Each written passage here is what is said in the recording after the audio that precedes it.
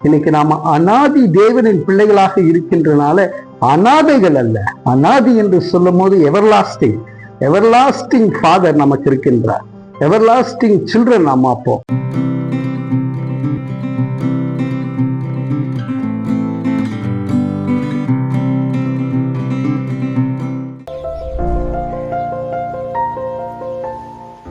கிறிஸ்துவுக்குள் மிகவும் பிரியமானவர்களே, இயேசுவின் நாமம் இனிதான நாமம், இணையில்லாத நாமம். நம்ம அந்த இயேசுவின் நாமத்திலே விசுவாசம் உள்ளவர்களாய் அழைக்கப்பட்டு இருக்கின்றோம்.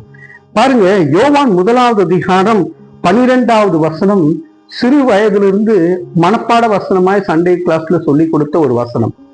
அவருடைய நாமத்தின் மேல் விசுவாசம் உள்ளவர்களாய் அவரை ஏற்றுக்கொண்டவர்கள் எத்தனை பேர்களோ அத்தனை பேர்களும் தேவனுடைய பிள்ளைகளாகும்படி அவர்களுக்கு அதிகாரம் கொடுத்தார். எனக்கு உலக பிரகாரமாய் என் அம்மாவை நான் இழந்து விட்டேன். என் அப்பா என் கூட இல்லை, அவரும் மரித்து போய்விட்டார். என்னை வளர்த்தவங்க, என்னை இந்த ஸ்பிரிச்சுவல் மீட்டிங்ஸ், ஆவிக்குரிய மீட்டிங்ஸ்கெல்லாம் அழைச்சி சென்றவங்க என்னுடைய பாட்டி.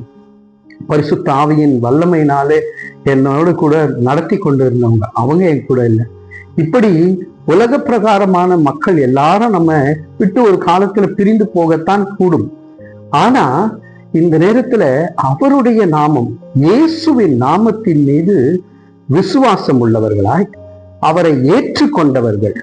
நாம இப்ப விசுவாசத்தோடு தானே உட்கார்ந்து இருக்கிறோம், அவரை ஏற்றுக்கொண்டு தானே உட்கார்ந்து இருக்கிறோம். அப்போ ஏன் கலங்க வேண்டும்?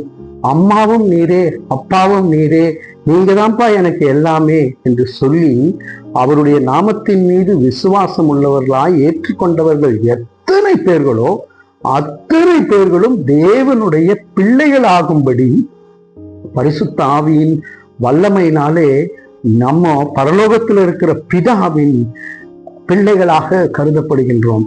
அவர்களுக்கு அதிகாரம் கொடுத்தார். எனக்கு அதிகாரம் கொடுத்துட்டா நான் எல்லா காரியத்திலும் ஜெயமுள்ளவனாய் இருப்பேன்.